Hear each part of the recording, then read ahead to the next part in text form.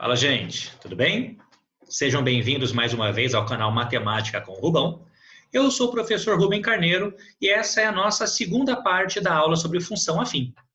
Então, para todo mundo compreender direitinho aquilo que nós vamos tratar, a primeira coisa que eu acho importante nós conversarmos é uma rápida retomada dos gráficos de funções afins que nós falamos na aula anterior. Então, coloquei mais uma vez aí, ó, a função 2x mais 4. Nós substituímos, alguns valores para x, calculamos o valor da função e fizemos o gráfico dessa função, não é verdade? Então, colocando aqui a função f de x igual a 2x mais 4, eu quero, nesse nosso resuminho, nessa nossa retomada, observar os valores importantes da nossa função, os coeficientes da nossa função aqui no gráfico. Então, dá uma olhadinha aqui no nosso primeiro coeficiente, tá? O 2. O 2 é o coeficiente angular ou taxa de variação. Como nós conversamos na nossa última aula, a taxa de variação ela representava o quanto que vai variar no valor da função, o quanto que vai variar no y para cada unidade que eu ando no x. Ou seja, olha aqui no meu gráfico, ó, andei uma unidade aqui no x, subi 2 unidades no y. Andei mais uma unidade aqui no x, subi 2 unidades aqui no y. Não é verdade?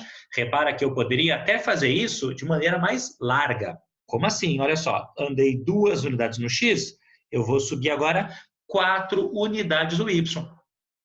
Então, olha só que bacana.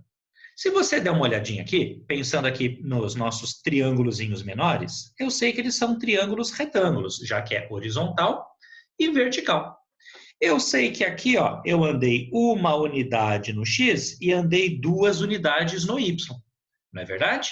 Se nós observarmos esses dois valores, ó, 2 dividido por 1 vai dar 2, que é a nossa taxa de variação. Agora, olha esse outro triângulo retângulo maior, esse triângulo retângulo em azul. Eu sei que na horizontal, ó, nós temos 2 unidades. Eu sei que aqui na vertical, nós temos 4 unidades. E 4 dividido por 2, mais uma vez falando, também vale 2. Agora, dá uma pensada. Qual é a função trigonométrica onde nós temos a divisão de 2 catetos? Ou seja, para você, o que significa cateto oposto dividido pelo cateto adjacente? Muito bem, é a tangente. Ou seja, se nós chamarmos esse ângulozinho aqui, ó, de alfa, o 2 é a própria tangente do alfa, que é o cateto oposto dividido pelo cateto adjacente, no triângulo vermelho. Se olhar no triângulo azul, cateto oposto dividido pelo cateto adjacente. Ou seja, esse coeficiente angular, essa nossa taxa de variação, ela sempre vai representar a tangente do ângulo alfa, que nada mais é do que a variação do y, quer dizer, a variação do valor da minha função, dividido pela variação do x. Ou seja, quanto que o y está variando para cada variação do x. Daí que vem a ideia de coeficiente angular. Ele tem a ver com o ângulo. Ou taxa de variação. Tem a ver com quanto que o valor da minha função ela varia. Tudo bem? E aí, só para a gente terminar essa primeira parte, ó, eu sei que essa linha aqui ela é paralela ao eixo x. E 2 linhas paralelas cortadas por uma transversal vai gerar vários ângulos iguais. Ou seja, ó, esse ângulo alfa aqui ele é um ângulo correspondente a esse aqui. Ó. Então, esse ângulo vai ser igual. Ou seja, a taxa de variação ou coeficiente angular, como eu quero formalizar um pouquinho mais depois, quando nós falarmos aí no resuminho da nossa função, ela vai corresponder à tangente do ângulo que a nossa reta forma com o eixo x. Tudo bem? Enxergaram isso? A outra coisinha importante a você enxergar é aqui, ó, o nosso 4, o nosso valor inicial. Olha só, é exatamente o valor que a nossa reta, que o nosso gráfico está cortando o eixo y. Correto? O segundo exemplo que nós vimos na aula anterior era a função de x menos x mais 2. nós, mais uma vez, ó, chutamos ou atribuímos valor para x, calculamos o valor da função para esses valores de x e chegamos a esse gráfico. E aí, ó, se mais uma vez nós dermos uma olhada, ó, a função de x era a função menos x mais 2. Então, a nossa taxa de variação ó, é o número que multiplica o x, ou seja, a nossa taxa de variação ela é menos 1. Aí eu percebo que para cada uma unidade que eu andei no x, desci uma aqui no y. Ó. Uma unidade do x, desci mais uma no y. Ou seja, mais uma vez, seria a variação do y para cada variação do x.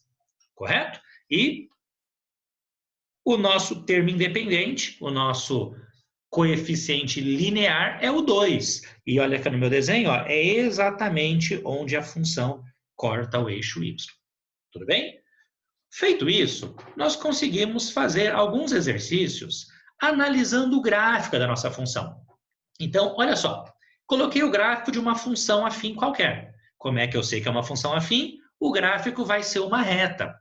Desse modo, se eu quero descobrir quem que é a minha função afim, eu vou procurar nesse gráfico as nossas informações importantes. Vamos começar pelo mais fácil. Perdão. Bom, vamos começar pelo nosso valor inicial, pelo nosso coeficiente linear. Olha só, você consegue enxergar onde que esse gráfico corta o eixo y? Isso, olha só, ele corta o eixo y exatamente em cima do 1. Então, o nosso valor inicial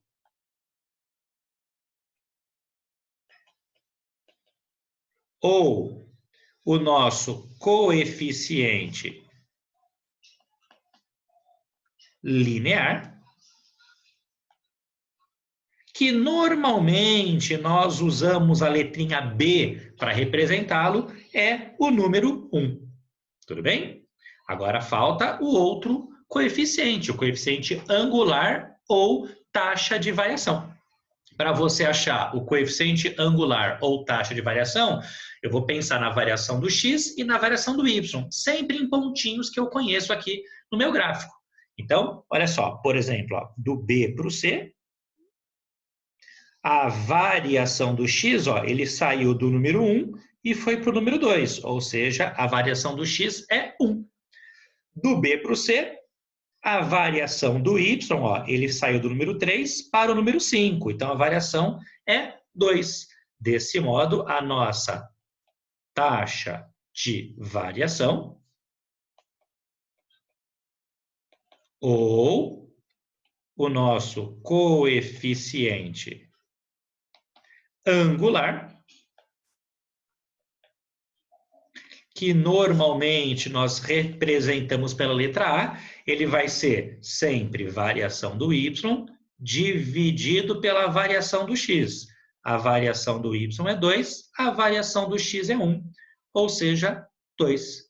E desse modo, eu consigo concluir que a minha função afim, que sempre vai ser taxa de variação vezes x mais valor inicial, ela pode ser escrita como taxa de variação, eu calculei que vale 2, vezes x, mais o valor inicial, que é o 1. Tudo bem? Desse modo, eu consigo analisar o meu gráfico e, por essa análise, achar quem é a minha função afim. Tudo bem? Tranquilos? Então, vamos fechar tudo isso que nós conversamos nessas nossas duas últimas aulas. Então, função afim, ela vai ser uma função que vai ter como domínio os números reais, como contradomínio também os números reais, ou um subconjunto desses dois conjuntos. Né? Então, ou o domínio, um conjunto A, e o contradomínio, um conjunto A, onde o A é um subconjunto dos reais e o B também é um subconjunto dos reais, e essa nossa função afim, ela sempre vai ser dada por uma taxa de variação vezes o x, mais o nosso valor inicial. Então, esse A, como nós conversamos, é a nossa taxa de variação ou coeficiente angular. E a taxa de variação ou coeficiente angular, ele sempre vai representar a tangente do ângulo que a nossa reta forma com o eixo x. Ou seja, sempre vai representar a variação do y dividido pela variação do x. E o nosso b, ele é o chamado valor inicial ou coeficiente linear. O valor inicial ou coeficiente linear, ele sempre vai representar o valor onde a reta, porque eu sei que o gráfico sempre vai ser uma reta, intercepta o eixo y. Correto? E, olhando para isso, nós temos algumas coisinhas interessantes que podemos observar, que é o quê? Primeira coisa importante, se eu tenho aqui uma função afim, uma função ax mais b, toda vez que esse a ele for um número positivo, eu sei que eu vou ter uma variação positiva. Então, pensa no número positivo qualquer. 2, legal. Então, ó, o x andou uma unidade, o y subiu 2. O x andou mais uma unidade, o y subiu 2. O x andou mais uma, o y subiu mais 2. Ou seja, se nós formos imaginar o gráfico dessa nossa função, para cada unidade que o x anda, o y aumenta 2. Então, aqui, ó, eu vou ter uma função crescente, correto? Agora, se esse nosso a, se essa nossa taxa de variação for negativa, pensa aí num número negativo. Menos 1, legal. Então, ó, o x andou uma unidade, o y desceu 1. O x andou mais uma unidade, o y desceu mais 1. O x andou mais uma unidade, o y desceu mais 1. Ou seja, conforme o x está subindo, o y está sempre descendo. Se eu for imaginar o gráfico dessa função, ó, eu vou ter aqui, ó, uma reta decrescente, correto?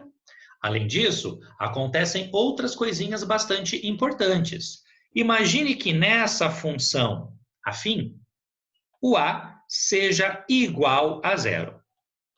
Se o a é igual a zero, 0 vezes x vai dar quanto? Vai dar zero. Então, a nossa função de x, ela fica sendo igual a b. Agora, dá uma olhadinha. No lado direito aí, não tem x. Se não tem x, que tipo de função vai ser essa? Isso aí. Quando a vale zero, essa nossa função nada mais é do que uma função constante que nós conversamos há algumas aulas atrás. Não é verdade? Além disso, um segundo exemplo bastante interessante, e se o a for igual a 1? Se o a for igual a 1, tá? E se o b também, vou deixar aqui o b, for igual a 0, nós vamos ter o quê? F de x igual a 1 vezes x vai dar isso aí, ó, vai dar x. E mais 0, que dá 0. F de x igual a x, que é outra função que nós já conversamos anteriormente. Que função é essa? Isso aí, é a chamada função identidade.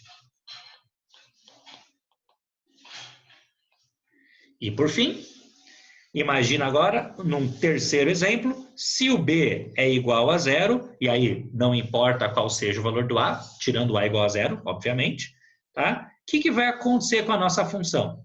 Nós vamos ter a vezes x mais 0, que não vai fazer diferença alguma colocar mais 0. E que tipo de função é essa? Isso aí, ó, é uma função linear, que nós também já tratamos em aulas anteriores. Tudo bem? Então, toda função cujo gráfico é uma reta é uma função afim. Tirando a função constante, que aí tem algumas controvérsias, não vamos entrar nesses detalhes, não. Então, o que eu sei, vamos voltar na tela anterior, fica mais fácil. Ó. O que eu sei nessa função afim é que o número que multiplica o x é a taxa de variação, o termo independente é o nosso valor inicial. Eu sei que o gráfico sempre vai ser uma reta. Quando o A for positivo, quando a taxa de variação for positiva, é uma reta crescente. Quando o A for negativo, quando a taxa de variação for negativa, é uma reta decrescente. Além disso, eu sei que se eu pego uma função afim e coloco A igual a zero, isso vai dar função constante. Se eu pego uma função afim e coloco B igual a zero, só o B igual a zero, isso vai dar uma função linear. E se eu pego uma função afim e coloco A igual a 1 e B igual a zero, isso vai dar a famosa função identidade. Tudo bem?